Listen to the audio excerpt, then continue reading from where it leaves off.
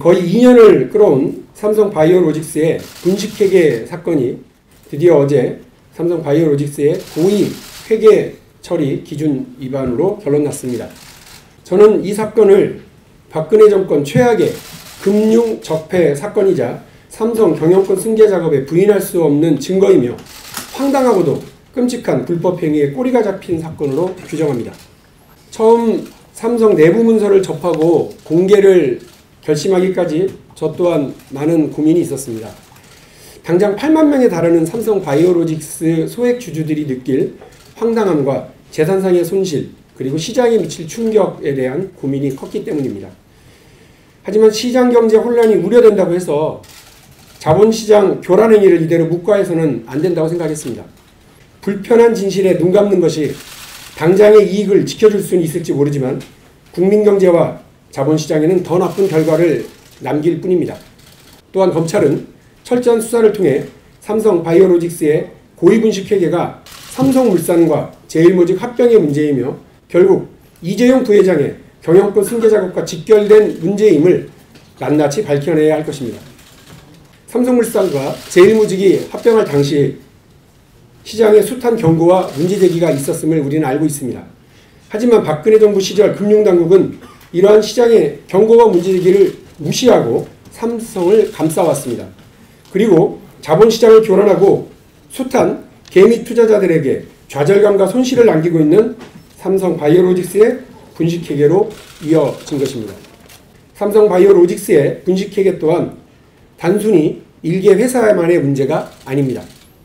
그 시작과 끝은 재벌 총수 일가의 부당한 기업 지배를 대를 이어 세습하려는 욕망을 실현시키기 위한 불법과 특혜, 침묵과 공조로 가득 차 있습니다.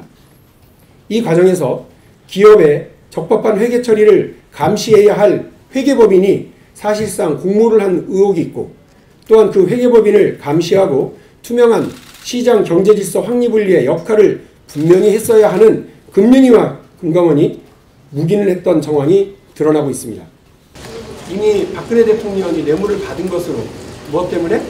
경영권 승계 관련해서 도움을 주는 것과 관련해서 뇌물을 받은 것으로 인해서 처벌이 됐음에도 불구하고 이재용 부회장에 대한 2심 재판부는 조금은 뜬금없는 그런 판단을 내려서 이재용 부회장에 대한 경영권 승계 작업이 없었다라고 결론을 내렸습니다. 그러나 지금 드러나고 있는 여러 정황과 삼성 바이오로직스 내부 문건은 이재용 부회장으로의 경영권 승계를, 다시 말해서 부당한 기업 지배를 대를 이어서 세습하려고 하는 그런 의도가 있었음을 분명히 보여주고 있기 때문에 이와 관련해서도 분명하게 조사와 수사가 있어야 된다. 그리고 대법원 판결이 분명해야 된다는 말씀을 드립니다.